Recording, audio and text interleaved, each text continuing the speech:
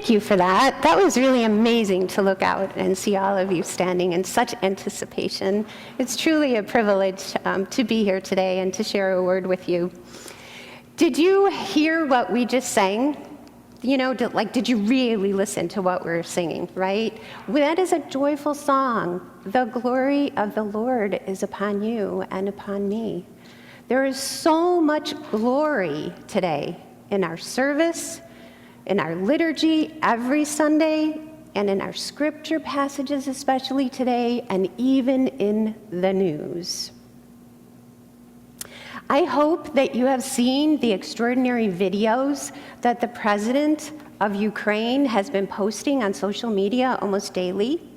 President Zelensky is posting as this country is being invaded by Russian forces. And did you notice how he ends each video? He ends it by saying, "Glory to Ukraine." Glory, glory to Ukraine. The poignancy of these videos and of this declaration of glory is heart-wrenching. Somewhere inside, we know that glory will come to Ukraine. President Zelensky is hoping, of course, that it will be the glory of victory. But even if it's the glory of defeat, it will be that stinging glory of martyrdom. Because you see, glory has everything to do with who you know yourself to be. And Ukraine knows itself to be a country. But I am getting ahead of myself. So let's bring it back here at St. Simon's to take a look at this thing we call glory, because it's appearing a whole heck of a lot in our liturgy. In our first hymn, we sing about glory today. Then we sing the Gloria, right? And not just this Sunday. The Lord's Prayer later on is going to end with, "For thine is the kingdom, the power, and the glory forever." And as we process with the gospel, arise, shine, the glory is upon us. And then there's a lot of talk about glory in our scriptures today, all three of them. First in Exodus. Presumably, it was God's glory that caused Moses' face to shine. My Jewish study Bible says, from his lengthy and intense encounter with God, Moses' face came to reflect the divine radiance. Then Luke echoes the Exodus story with our gospel reading. Jesus on the mountain with 3 disciples being transfigured and appearing in glory with Elijah and Moses. Like Moses, Jesus had an intense encounter with God and becomes radiant with glory.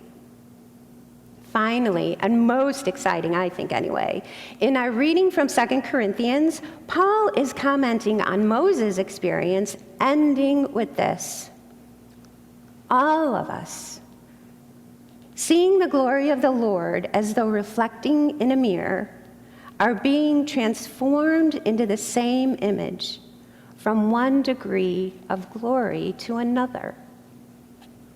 Wow. That sounds like something that I should want to happen to me, but I don't really understand it, to tell the truth. And this inquiring mind wants to know what the heck glory is. What has it got to do with me, and what has it got to do with us as a community? What's this glory thing we're playing around with? What do you think of when you think of glory? Greatness, maybe? Maybe the Olympics come to mind since they just ended. The glory of the winning athletes poised on those podiums, medals hanging around their necks, lauded with flowers and music and cheers, right?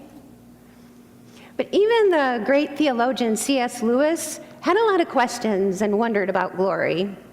One of my favorite quotes, if you'll hear this, he says, "Glory suggests 2 ideas to me, of which one seems wicked and the other ridiculous.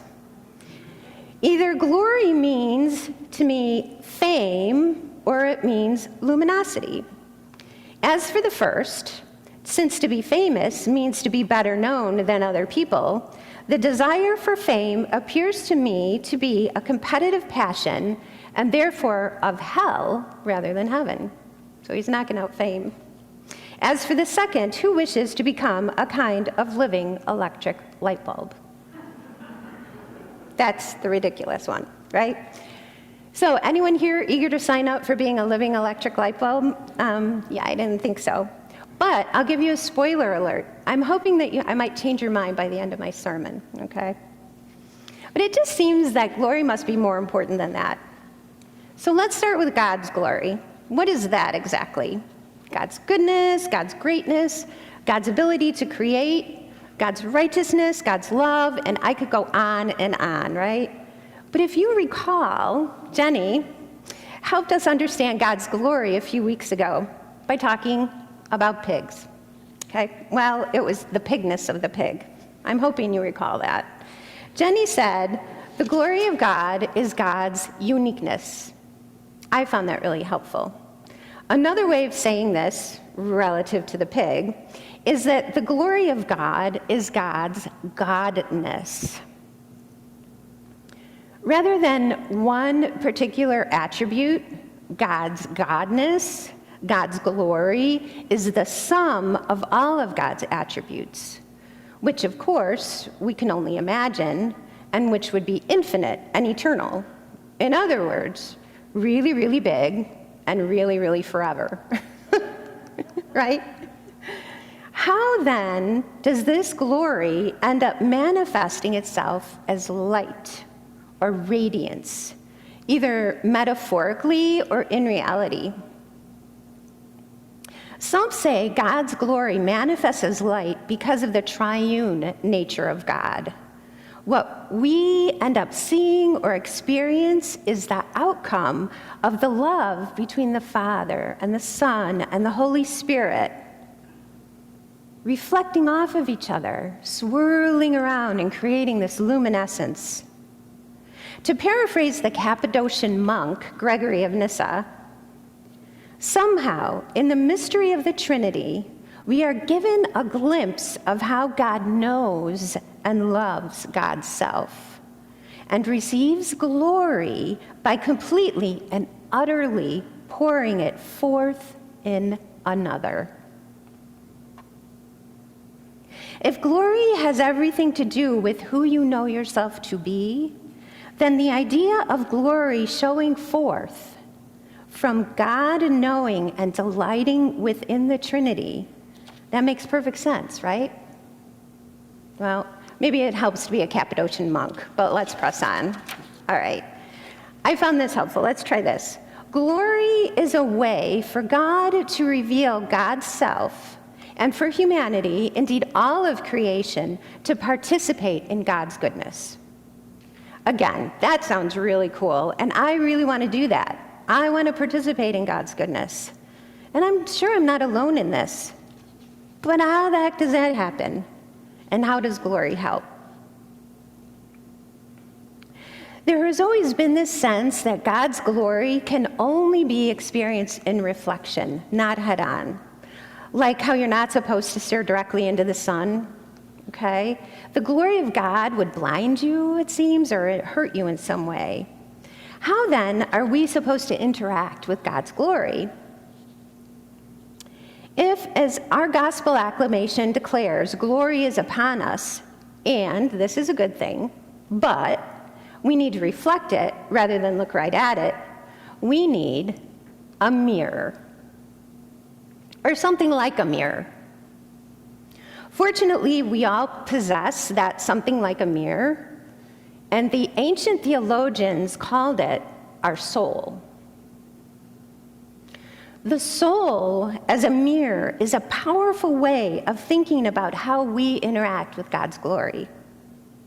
It is the shiny surface of our soul when it is reflecting God's glory that will make us into the human light bulbs that C.S. Lewis joked about. The soul as a mirror is such an effective metaphor because whatever is reflected in a mirror exceeds the limited surface of the mirror. Again, Gregory of Nyssa. The infinite cannot dwell in the finite as a fixed and secure possession. I'll translate that for you. Our soul is the place where the infinite and eternal glory of God can be seen without being trapped there. It's only a reflection, but a reflection of unimaginable worth. Your soul, my soul, by reflecting God's glory, allows each of us to wear, if you will, the image of God as it has been given us. God and man made manifest, like we sang in our first hymn, God and man made manifest. Any divine likeness that we might aspire to will be the reflection of God's glory on our souls. As for community, Gregory of Nyssa sees the divine image in the church, calling the church, St. Simon's, the mirror in which the Son of Righteousness, Christ, has become visible within creation. Indeed, all of God's good creation blossoms to the degree that it manages to stay oriented to the infinite outpouring of God's glory. And this is where I really want you to picture having a mirror in your hands, or better yet, on your chest, okay? Whatever the mirror is pointed toward or oriented toward will show up in the mirror. The direction in which it is turned matters. The soul has such a glossy essence that it is a surface upon which anything, whether noble or yucky or beautiful or corrupted, limited or eternal, can be made manifest. So then the image of God that exists in us does so only as reflections of the one good, God's glory, and only to the degree that we are turned toward that glory. This is how the divine image is constituted in us, as the play of God's glory gathering in the mirror of our souls. And we all are, in every way, mirrors set among mirrors, with the ability to turn, to reflect, and to participate in the glory of God's infinite triune love. By reflecting God's glory, we can see and understand things in the light of God's glory. Because the direction that you turn that mirror, if you're turning it toward the light of God's glory, and you tilt a little bit, guess what?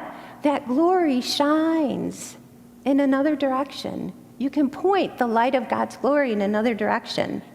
That's what God's glory can do for us if we but recognize the glossy surface of our souls and turn. So I'll finish up with giving you an idea of what that might look like, or where I have seen that. I've been so fortunate to see that right here with the people of St. Simon's. Turning one's soul toward God looks to me like Pastor Jenny's practice that she shared with us a couple of times. Her practice of remembering that difficult person that she might be dealing with is beloved of God and forgiven, just as she is. By doing that, Jenny is tilting her soul just a bit, and she sees that person in the light of God's glory. Another example of tilting the mirror of one's soul is our dear Sunita, praying and asking for prayers as she receives cancer treatments. By doing this, Sunita is seeing her illness in the light of God's glory. Yet another, the soul of any parent that brings their child into St. Simon's to be baptized, seeing the future of their child in the light of God's glory. And finally, your choice to worship here today, orienting your very self in order to see your life, your hopes, your dreams, your sorrows in the light of God's glory. Because glory has everything to do with who you know yourself to be. As Paul says, all of us seeing the glory of the Lord as though reflected in a mirror are being transformed into the same image, from one degree of glory to another. May it be so.